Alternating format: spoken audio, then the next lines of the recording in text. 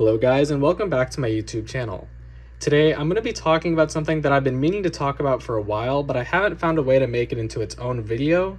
So today I'm just going to quickly go over everything and then maybe in the future actually talk about these individual things on their own. But today I'm going to be talking about silver coins that maybe aren't as mainstream to stack, but actually might be really worth picking up, especially if you can get them at a good price. And most of these coins are going to consist of proof coins and then a few other things on the side. I'll talk about these as well. I did make a video on this, but I'll mention it in a minute. So basically, when you buy coins, when you buy junk silver, you're buying 90% constitutional. Usually it's really worn. Sometimes if you pick up stuff that's from 1964, like the Kennedy half dollars, they can be pretty great.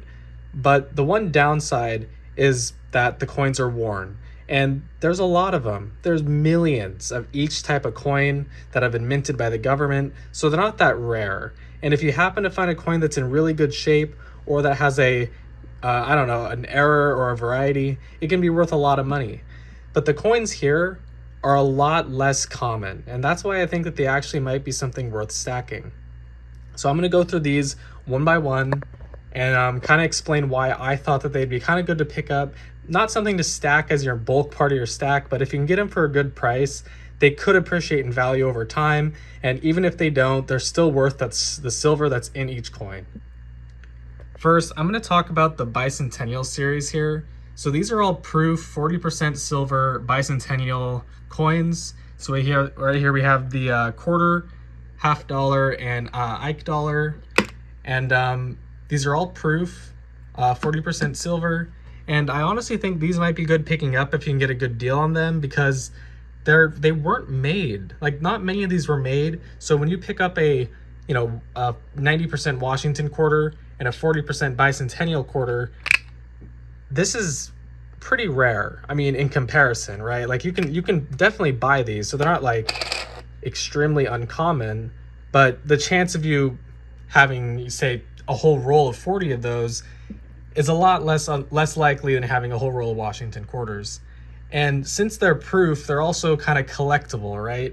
So someday, for me, several decades in the future, this coin could be worth quite a bit of money. And if you can get these graded, like once you get them, they appreciate in value over time, and then you can get them graded, and you might end up with a decent chunk of change, way on in the future. So I did pick up one of each of these two, but then I actually picked up a whole roll of these Ike dollars because I just couldn't help myself. I mean, they look so nice, 40% silver, really pretty coins, and I could definitely see these going up in value, especially in the long term. So I picked up a roll on APMEX. It came with a bunch of random dates, some bicentennial ones as well. That's where I kind of decided I wanted to get the other two at least have one of each. But yeah, I'd say these 40% silver coins are actually pretty decent. And if I'm being honest, I'd rather pick up these 40% Eisenhower dollar coins instead of the 40% Kennedy half dollars, just because, I mean, look at these things. They're beautiful. And I feel like they're going to be worth a lot more than the Kennedy half dollars someday, the 40% ones. So yeah, I think these are actually pretty good to buy. And moving along, we have coins from proof sets. So this is a 2018 90% reverse proof dime, and I have two of them. When you buy these, they do have quite a massive premium, but the thing you have to consider is these dimes were only made for proof sets, and these proof sets were pretty dang expensive. So if someone wanted to have some of these, especially graded, they cost a ton of money. Graded versions of these dimes were near $30. And for half dollars, the reverse proof 2018 silver half dollars, those were edging around $50 to $70 for high grades. So if you can pick these up for a good deal on eBay or at a private sale, local coin shop, if they even have any there, these could be pretty good to stack as well, or at least, add to your coin collection, because these are really nice. They still are 90% silver, and honestly, I mean, they're going to keep going up. I mean, this is only 2018. They did have 2014 reverse proof Kennedy half dollars and such. So getting stuff like this, in my opinion, actually might be worth it. I wouldn't say to stack them like completely, but definitely picking one or two up doesn't hurt. And next here we have these two. I kind of have them in the wrong order. So these two are proof 40% Kennedy half dollars. So these I didn't buy on their own. It's actually where I get into these right here. So I was looking on eBay and I saw that people would sell 1960 series proof sets, but they were damaged. So like these, the package is kind of ruined. Sometimes the plastic holder's scratched up. The coins maybe sometimes are a little foggy. Like if you look at this one, you can see that coin has a little bit of a fog to it. But they would sell these for like $7.50 or $8. And when you calculate the amount of silver that's in this 40% coin, and then also include the fact that you're getting 4 other coins or 3 other coins that are also proof, the price kind of starts to balance itself out. So actually picking up these, and if you were to actually go in and then sell each coin individually on eBay, might take some time, but you can make your money back, then just be stuck with a 40% silver proof half dollar, which again, these are only made for proof sets, so it's not like you're going to find these in circulation unless you're really lucky. So looking on eBay for damaged proof sets to then just take the coins out and then maybe resell the unwanted coins and then keep the silver coins is actually not too bad of a thing to do. It just comes down to what you pay for the proof set. These two I'm not taking apart because they're actually not in too bad of shape. Let me show one right here. Let's see. As you can see, this one's not too bad. The coins are kind of rotated.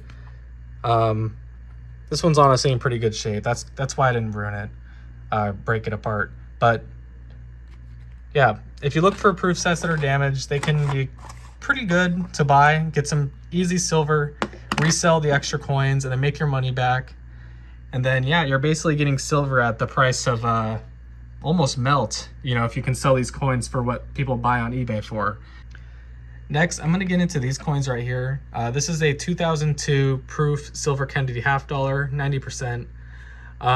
Buying these coins, again, just like the dimes here, might be a good idea if you can get them for a good price. I paid $13 for this coin, which is a bit higher than I wanted to, but other half dollars at the time were selling for around $11 or $11.50. Junk silver always has a high premium because it's fractional, but only paying an extra $1 more for this isn't too bad. And you basically are getting a coin that's way less common and minted way less than the other like actually circulated silver half dollars. So if you can pick coins like this up at a good price, they could be a pretty good way to store your money, and also they have a way higher chance of increasing in value because they're not meant for circulation. They're not meant to just be sitting here sold. They're meant for only these proof sets. So they're actually pretty nice. I would definitely recommend picking them up if you have the money or if you have a really good deal. And the next thing here actually is more proof stuff. These are all the proof 90% state quarters. You could buy them on APMEX and Rolls, but right now they've been gone because I may or may not have bought a few of these. And this box right here actually has one of each state except for the series from 1999, because that proof set doesn't seem to be inside their tubes. So I've completed this set of at least 45 states, all 90% silver. They're proof, pretty nice. I have them in order, so I'm not going to take them all out. But yeah, actually buying these are an insane deal in my opinion. I mean, I'm actually maybe considering to make a video on these alone, but given that you can't buy them in tubes right now, I might not, because you know there's no point to make a video about something that no one can buy anymore. But you could buy these rolls for only about $10 to $15 more than just a normal roll of Washington quarters, silver Washington quarters. So for $15 more, you get a tube of coins that were minted only for 1 year, each year for each state.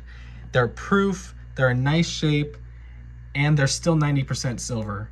And I would go as far to say that these are a better investment for silver purposes than any other of the Washington quarters that can be silver, because these are limited. They're only made for proof sets. So to even have a roll of these is already, crazy, right?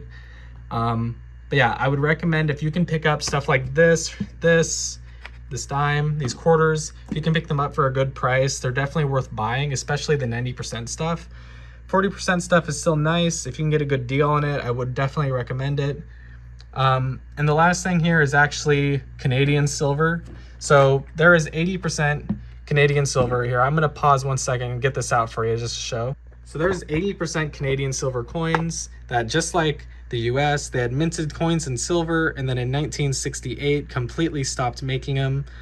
And the one thing that's fascinating about these is the actual amount of silver in them is a number that's really easy to work with. And I'm not going to go into detail about Canadian silver, but the premiums are a lot lower than our 90% silver coins. So you should really consider looking into Canadian silver, especially if you can get good deals. The one downside is some coin sellers or local coin shops will only buy for melt. But if you can buy these coins for a lot of way cheaper premium, and then as silver goes up, it'll be a lot easier for you to make the money back that you spent and then sell it for a profit than if you were to pay, say, 30% premium for normal junk silver. I'll leave a link in the description, as well as a little notification to the video I made about Canadian silver.